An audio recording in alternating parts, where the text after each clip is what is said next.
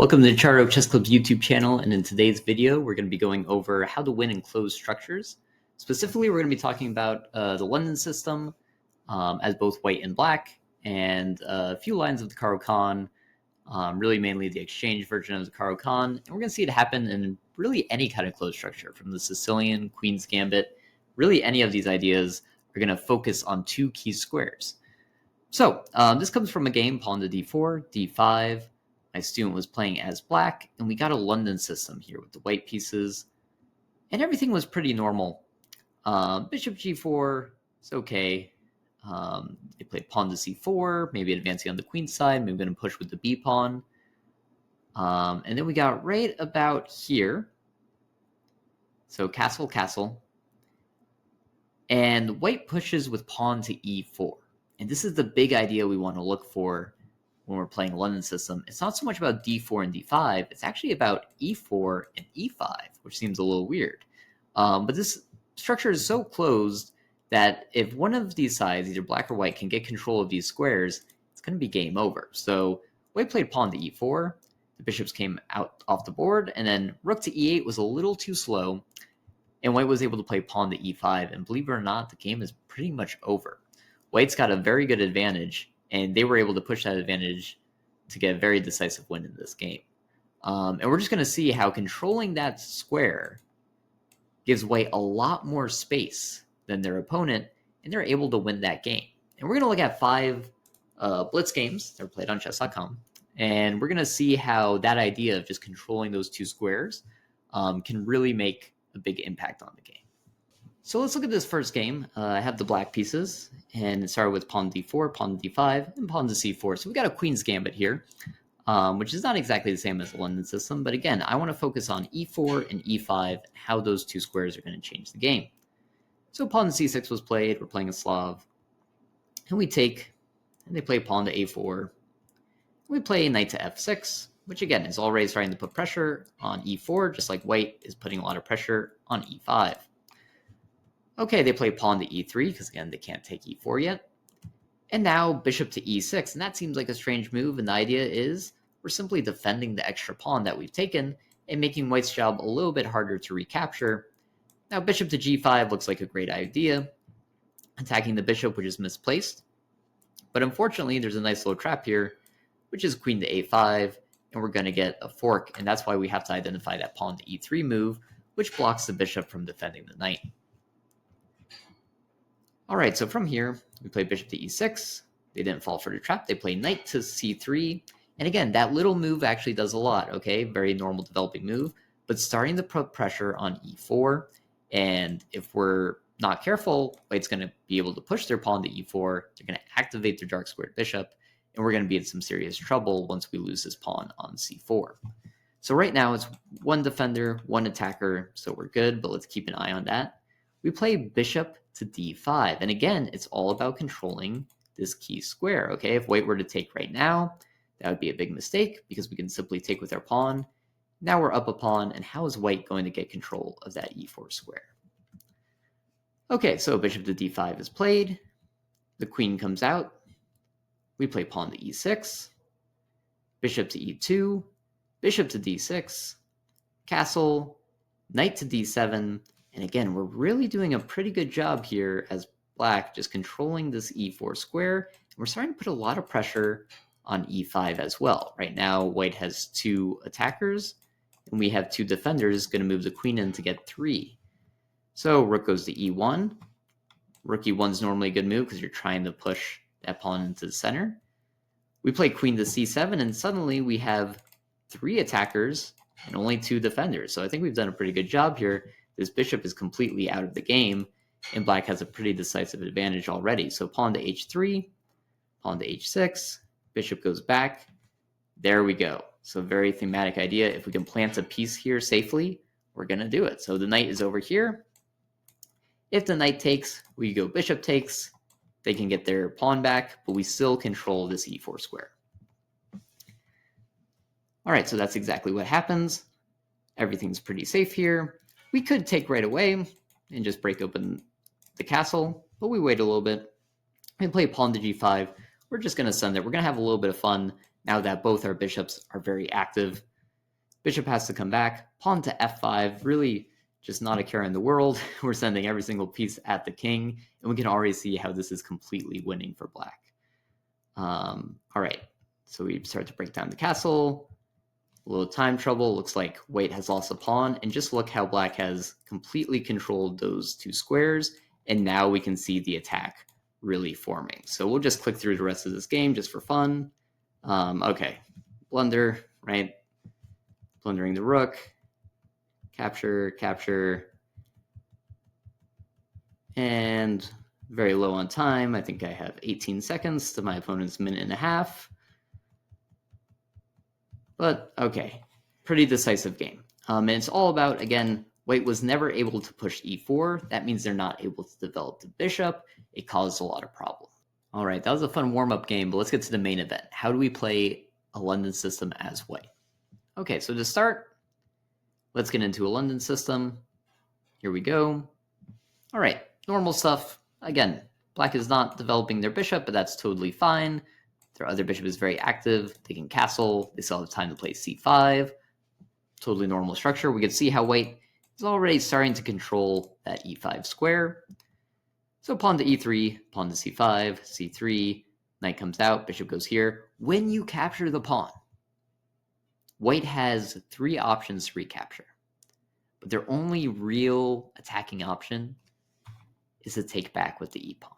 And the reason for that is we continue to keep pressure and we open the rook to attack the e4 and e5 squares. If you were to take with the c-pawn, it's okay, it's not bad. But we're both attacking the same thing. We both want this open file. So it's going to be a very even game. We want to change it up a little bit, and we get this structure where black's pawns are pointing here, they got the semi-open file here, and white has a semi-open file here. They're going to attack this way. It just makes more sense for the bishops and everything. So that's kind of the idea. Now the question for black is, can they get bishop to d6? Can they push that pawn to e5, activating their bishop and just having a very even game? So let's see what happens. Bishop goes to d6, capture, capture. And yes, black gave up their good bishop, but they're ready to play e5 at a moment's notice. We castle. Now, if black were to play e5 right now, it seems like a very good idea, but there's a nice little tactical trick. Capture, capture, capture, and suddenly black has problems because they didn't castle. They can try to block with the knight, but again, this pin is going to be a problem and we're going to pick up the piece.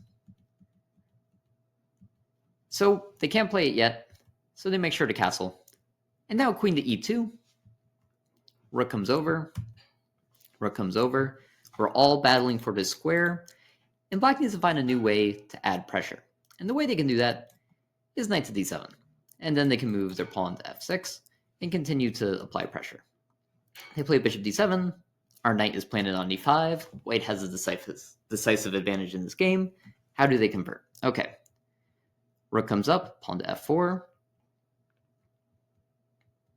g4 is a lot of fun. It's probably safe, just as safe to play knight to d2 and then knight to f3. But white's having a little bit of fun here, and we're pushing the pawn, and we're saying, okay, we're going to attack like crazy here. And there was one move that I had to play here that I only caught on the second time around. And let's see if you can try to find this really crazy idea. So the idea is f6 is coming to kick the knight. It's going to be really annoying. But we want to continue our attack on the king side. We want to move our rook over here. We want to get this knight out of the way, bring the other rook in, and just destroy this castled king because black has no attack going on right now. So what can white play here? All right, so the move is pawn to g5. And the idea of pawn to g5, I want to get that queen to attack h7 along with the bishop. Now that the knight has moved, what's black going to do? Now, if they try to play f6, there's a great move here. Bishop takes. King takes. Now we have check. The king has to go back. And now we can simply push the pawn to g6. And there's nothing black can do. So if black were to get greedy, they just take my knight. We have check, followed by checkmate. And there's no defensive resources here. So probably the best idea to stop this checkmate is to bring the knight back and defend. But now we have another fun move. We have knight to f7, threatening checkmate in one move. It also hits the queen, so black has no time for any type of counterattack.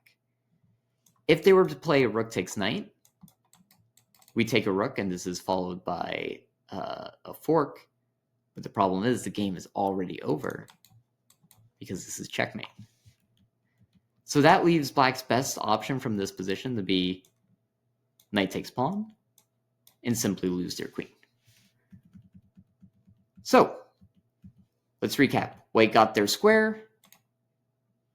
They were able to have more active pieces and attack. But we didn't find g5. And this happens a lot. One side gets what they want. They're pushing for a win. They make one little misstep. We played knight to d2. And now the problem with this is f6 can come onto the board. And actually, if we look back at the square, 1, 2, 3, 4 defenders. 1, 2, 3, f6 is coming onto the board. That's going to be 4. We're going to have to move the knight. Black is going to be able to play e5, and then trouble is going to happen. So pawn to f6. Knight takes, pawn takes. Rook goes over, kind of a waiting move. And now black is the one that is winning by a point. They can play pawn to e5, f takes, f takes, f takes. Then any of these pieces can really take, but let's take with the smallest piece first. Suddenly, the bishop is very active. The knight's very active. My king, because I pushed d4, is not in the best of spots. So this is the way both sides win, is you fight for these key squares, and whoever's able to push is going to win. And again, if we go back to this structure, and I decide not to take, and I don't know, I move my queen away or something, well, then they just push the pawn. And again, their pieces have a lot more space. In this case, there's actually just a fork. But every piece that they have has a lot more space than it had before, and that side is completely winning. So these two squares are really the most important squares on the board. Let's see how this game went on. He didn't play e5. I was very surprised. He's getting his bishop here, trying to activate it. We bring the rook in. Queen goes over here, and now suddenly we have the advantage again because we're going back to our attacking plan. Black failed to play e5 when they had the chance. g6 is played. Best way to defend in the position. Pawn over here. All right, we blitz out again. Crazy moves. Few sacrifices. And then a fun tactical shot here. There's only one winning move for white, and every other move is completely losing. There's a lot of hanging pieces on the board. So see if you can find it. All right, and the move is bishop to f7, which is a double check. So the queen can't take, the rook can't take, so the king has to move, and that helps us pick up the queen. All right, and then the game was pretty easy from there. And just fun endgame stuff. Again, you can't see the time, but the time is 12 seconds to 13 seconds. Crazy blitz game. But again, let's just focus on e4, e5. In that case, white got to e4 and e5 first. They get control of the position, but then they let it go. They fail to capitalize on the tactics. Suddenly, black has a chance to get back into the game. So just going after those two squares is super important. All right, so in this game, we're going back to Queen's Gambit stuff. We're going to play it a little differently than normal. So c4 comes on the board again. Last time we played c6. We're going to go for c6 again. Knight comes out. And now pawn to e6 immediately. This is known as the note boom variation. It's not quite the semi-Slav because we don't have knight to f6 on the board yet. So if white just tries to play the same thing with knight to c3, which I believe is what happened in the game, black has one thing that they normally don't get to play, which is to take right away and say, because I already have e6 on the board, it's going to be a little easier for me to defend this pawn. So let's go for that. They play a4, which is the best move because it stops b5 from coming on the board. All right, and we get this position. Queen b6, trying to defend the pawn. All right, knight e5 is played for white. Bishop to b7 is played. And for here, white should just play pawn to b3 and continue to break down the structure. Black will not be able to hold on to that pawn forever. But instead, white decides, hey, I'm going to battle for this e4 square right away, right? But the problem is, I have two defenders there. And white goes, well, I have two attackers. But they don't really have two attackers. So the pawn goes over here. We remove one of the defenders. We grab this pawn. We castle. And now again, e4, completely controlled by black. In this case, they blundered a pawn, and we already had the extra pawn here. But it reigns true, the idea of, hey, if I have control of this square, my pieces are much more active. I could play like f5. I could bring this knight in. And for white, these pieces are very cramped. This light squared bishop, normally the best bishop for white, it's got nowhere to go. It can't take. It can't go to this square. It has to go to bishop e2, which is no fun at all. The only active piece I really see for white in this position is actually the rook. Even the knight has been neutralized. The queen's got no squares to go to. All right. So the game continues. We're just going to push these two pawns. Capture, capture. This game was very quick. Not a whole heck of a lot to see here. And the queen goes here, attacking a lot of pieces. And the game was over. Okay, so that game again, e4, e5, still valuable squares. White tries to push immediately. Maybe I can get e4 on the board. But again, black already had control of that square. That's why it has to be a very long fight for pushing the pawn onto e4. And if you do get d4, e4 on the board, you're crushing it. And same for black. If you're able to get pawn to e5 on the board, it's normally e6 in like a Slav, and you're trying to push e5 forever with the bishop, the queen, the knight, the rook to e8. If you can get it, great. But normally it's going to be a very hard battle to get that move on the board. Now, this next one is probably my favorite game because it's an opening that has nothing to do with what we've talked about so far. So no d4, d5. This is a Sicilian, and yet we're going to try to keep it on theme with this game. So I'm playing the same person here on chess.com. I play pawn to e4, and they play c5. I play knight to f3. They play a6, the O'Kelly Sicilian. This is generally a very open game. So like pawn to d4, take, very open game. We play pawn to a4, knight comes out, bishop comes out. We decide to keep it closed, because maybe if we keep it closed, and I play pawn to d3 instead of d4, maybe we can still use this idea of trying to play, pawn e4, pawn e5, get that same idea. And we're going to see how that works out. So we're going to just magically pretend that this is a Roy Lopez, and we're just going to hop this knight around. So the knight does some hopping. And again, we're keeping it very close. And now black wants to open up the structure. They play pawn to d5. Okay, so capture, capture. And now again, how can we keep control of these squares, right? It's a bit of a battle always, right? 2 attackers, 2 defenders, right? 2 attackers, 3 defenders, right? So whoever controls those squares, their bishops are going to be happier, their rooks are going to be happier, they're going to have a happier time altogether. And so right now, we played bishop for the pin, the knight comes out and it attacks the bishop on a2. Now you'll see the bar spiking for white here, and the idea is that this pin is actually very good. We could play knight to h5. This causes a lot of problems. We have a pin. Black doesn't have a piece to break the pin. And now we have 2 attackers on here. It's something like bishop to e7. This looks like, well, that solves all of the problems, right? Bishop e7 always solves the problems. But there's some fun moves here. My favorite move is just rook takes, queen takes. And again, how are you going to solve this issue of your queen being pinned? And there's a few things to do. Queen to d2 is a very fun move. But I don't even mind just like sacrificing and breaking open the castle because I think it looks very good. So see how that looks. Take, bring the knight in, bring the queen and attack. In a blitz game, this is a very good resource that white can definitely use. So even though you're sacrificing a piece, it's definitely worth it. So anyways, that's why the bar is spiking up. But bishop to e7. All right, so knight to b4, the idea is that they're attacking this bishop. This bishop is looking at the king. It would be nice to get rid of this bishop. So bad bishops, good bishops, right? This bishop's really bad. because it's looking at its own pawns. And the rook can't move.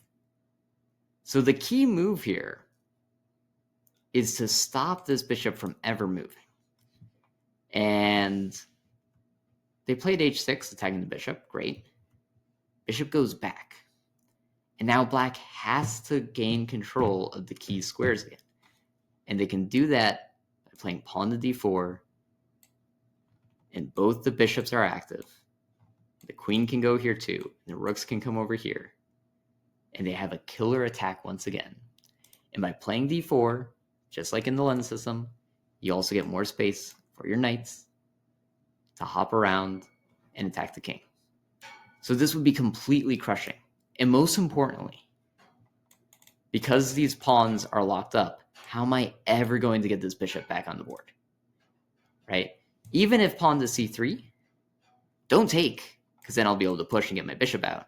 Instead, just run away with the knight. You could go knight to c6. You go knight to d5. Just run away with the knight. And then if capture, you're totally fine. Again, find ways to activate this bishop and make it really, really useful. This bishop is going to have a really hard time playing in this game. Okay, but instead, pawn to a5 was played. Pawn to d4 was played because I don't want to give black the option to trap in my bishop. The knight has to go back, and suddenly, this bishop is very active. This bishop is very active. Wait a minute. We have d4 and d5 on the board. The pawns are already going this way. My pawns are going this way. It's just like a London system again, which means I'm going to want some great control over this e5 square. And let's see how this pans out. We play knight to f5, trying to kick the bishop. Queen goes over here. Capture. We just took the good bishop off the board. Black is left with a bad bishop. Both our bishops are pointing here. We have control of this file. It's just like a London system. All right, let's keep playing. Knight goes over here. You can't take, because if you take, there's a fork. So, okay, knight goes over here. Rook goes over here. Bishop goes over here, attacking the queen. Queen has to run away. Bishop goes here. Blunder. That's fine. Happens. Rook takes. Knight takes. Knight goes back. Again, bishops are very active towards the king. We just want to get this on the board. We want to find a way to win. Queen goes over here. Knight goes over here. Queen goes here. Nice little tactic. Pick up the piece. All right. Check. Rook goes over here. Very active pieces. We have an open file, an outpost, and a good bishop. What more could we want? Check, check, check, and we have mate. So again, even though this was a completely different opening, because we tried to keep it closed, eventually d4 and d5 get on the board, and it's going to be a battle of, does black have control of e4, and does white have control of e5? And whoever gets that, they're going to win the game. So now let's go back to the London system and figure out, how can we beat this opening as black, and how can we win with white every single time? Okay, so the game that we saw at the beginning, d4, d5, let's just keep track of those key squares. So right off the bat, white has some amazing control of e5. And similarly, black has great control over that e4 square. So both sides are battling. We don't know who's going to really take control yet. Bishop goes here. I would just trade the bishop. If take. Capture. Again, white has control of this square. Black has control of this square. No big deal. At the end of the day, it's a bad bishop on the same color squares as his pawns versus a good bishop, not on the same squares. Okay, so they pin instead. They play c4, which is a very committal move. If you're going to play c4, now your pawns are going this way, which means you're attacking the base of this pawn chain at b2. So you should play queen to b6, try to attack. You should play this pawn over here, try to push it up the board. You're really committing to this attack. It's not bad, it's just you have to make this work now. If you don't want to do that, c takes the d pawn, super easy to play. Okay, bishop, castle. And right here, white plays pawn to e4. And again, they're kind of going with their theme. Now, if black were to simply take right now, maybe it's not the best because we already have c4 on the board. So this is going to cause some problems because it's going to be a really weak pawn. With that said, black found the best move, probably only because this pawn is coming here to play a fork. So we can't keep the bishop and knight there. So instead, capture, capture. And now, how do we stop white from playing e5? Because once they played e5, the game was over. All the pieces attacked the king. It was really, really easy. So black has to stop this right now. And in the game, they played rook to e8. Pawn goes over here. Knight went back. Knight hopped over here.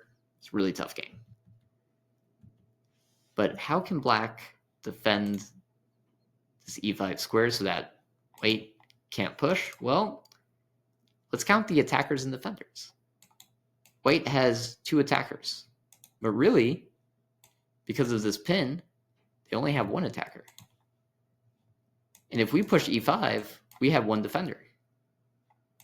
1 attacker, 2 defenders. So we can get away with this move, and suddenly, capture, capture, capture, capture, we're in a very good place. We don't have to worry about that whole closed system. Black has broken through. And if anything, I would rather play as black in this position, get my rooks into the center, have a very easy game. So making sure to figure out when your big break comes and you're able to take control of those squares with your pawns, that's what's really going to make the difference in this game. And if you want something to play against the London system every single time, you have a few options. So one of them, d4, d5. I'm going to look at bishop f4 because that's how we know it's going to be a London system right away. If they play knight to f3, it's probably going to be a London system. Could be a Tory attack. Could be just a delayed queen's gambit, which I think is really good because, for example, if I play knight to f3, and let's say against the queen's gambit, I don't know, I always play the Slav defense, right? But I look at this, I go, oh, maybe this is a London system, so maybe I'm going to play, I don't know, bishop f5 right now, or maybe I'm going to play c5 because I play c5 against the London system, and then they can kind of switch it up into a queen's gambit. Like if you play bishop f5, they go, well, now I want to play this queen's gambit, and black has played a very different approach. But with that said, when we see bishop f4, okay, I know it's going to be queen's gambit now. It's going to be London system. So what can we do? c5 right away. So one thing that's really nice about c5, if white were to take, we just attacked pawn right away. Because unlike in the queen's gambit, where sometimes we can get away with this move and like really, really defend, play some wacky stuff, in this case, queen to f6 is an instant fork, and that just wins the game. So capturing is not really an option. So instead, they're going to play pawn to e3, and we know why now. If c3, just take, going to be an even game. But they'll capture here. We can play the knight over. And again, we're going to keep this idea of white taking the c-pawn as long as it makes sense. So it makes sense right now. If capture, pawn to e5, we attack the bishop. Bishop attacks the pawn. We're going to be okay here. So instead, knight over here, just bring the bishop outside the pawn chain. Super easy. When I see c3, I can no longer hold on to this pawn, right? It looks like maybe this is actually going to be a problem, like take and then play b5. So let's just grab the pawn. Again, which pawn are we going to take with? Always the e-pawn. And this is the normal structure that we'll see again and again and again. So white's got this pawn chain focused this way. Black's got this pawn chain focused this way. And the goal is white wants to keep control of these squares. Black wants to keep control of these squares. It's going to be a battle to see who gets that on the board.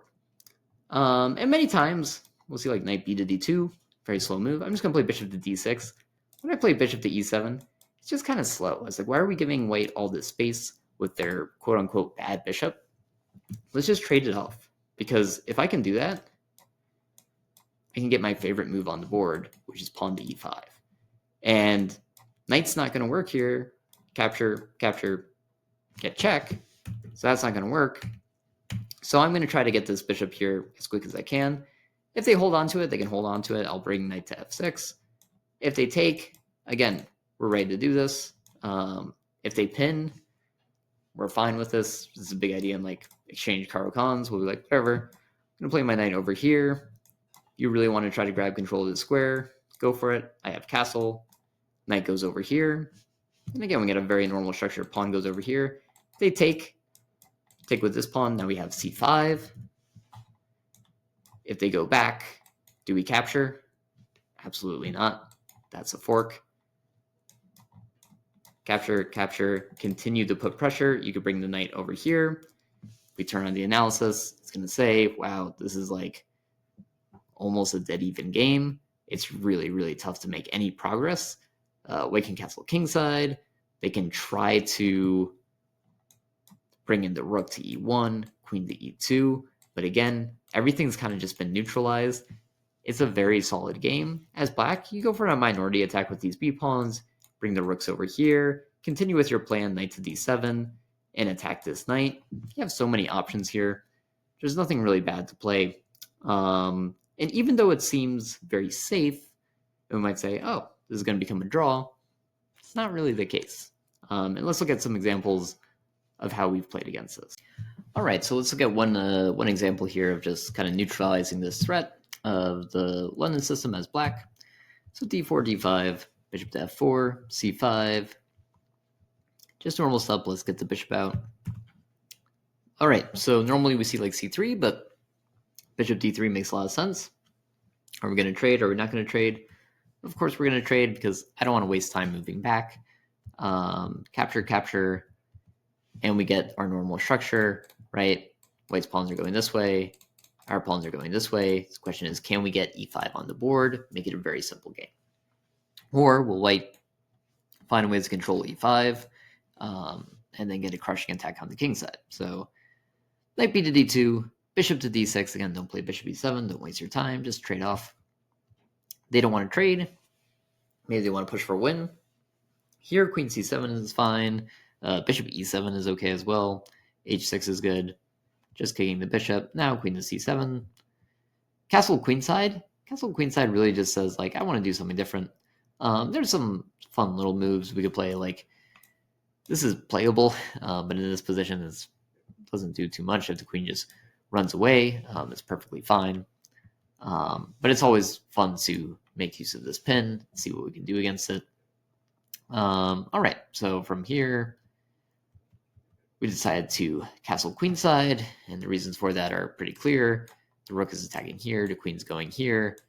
If we were to just play like this, the knight can simply take on g5, and that is beginning to be a huge problem. If h takes, the queen and the rook are looking over here. Doesn't look like it's going to be a fun time. We could stack the rooks over here, queen to e3, threatening a checkmate. Not going to be great. So instead, from this position, this is castle queenside. And it's a pretty drawn game. But there's a lot of pieces on the board. You get into a fun endgame, and really anything can happen.